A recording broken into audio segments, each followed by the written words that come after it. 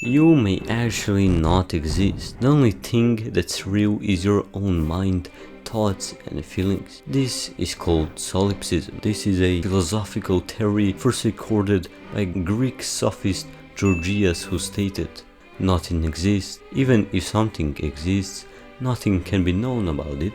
Even if something could be known about it, knowledge about it cannot be communicated to others." With these three statements, he cemented solipsism in the philosophical world already in 400 BC. But let's back off a bit and explain things properly. So our normal worldview would be called realism, because you believe that this rock and this guy are real. They have their own feelings, emotions and thoughts. You also believe that if you weren't here looking at them, they would still exist and interact. You believe you are not the center of the universe, but rather one small part of it, and the world would function even without you.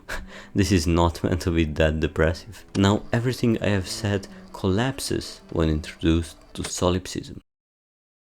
This ideology is kind of a egoistical worldview, because in simple terms you believe that you're the center of the universe. There is no me, I or you. The only thing that exists is the mind, not your mind, because that would imply that there are more minds. The mind is the only thing that exists, and everything else cannot be proven to be real, and because of that fact everything is supposedly created by the mind. If you look at the rock and the man again, then look away, they stop existing in interacting in this worldview. They're no longer there, like in a video game where things don't render if you aren't looking at them. And in this worldview, God also doesn't exist, because if God is a perfect being, he cannot lie and deceive. If this were to be true, then things projected through our senses should be real, but in our case, they are not, and in our case God would lie about our senses and no longer be perfect and no longer be God. So in some sense you're the only being, and therefore you are some kind of a god. That's why I said this type of worldview is egoistical. You're the center of the universe and you are God. In any case,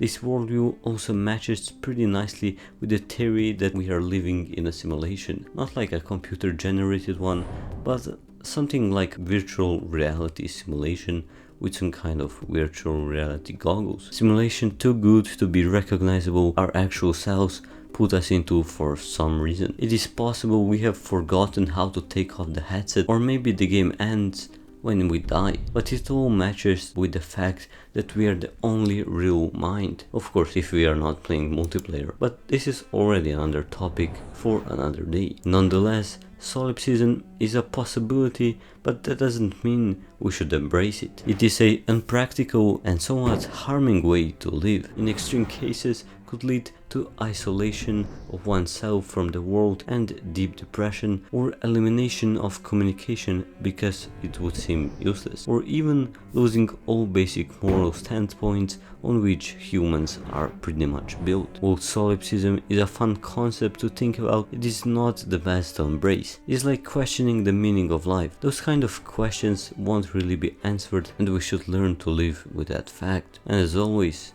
see ya folks.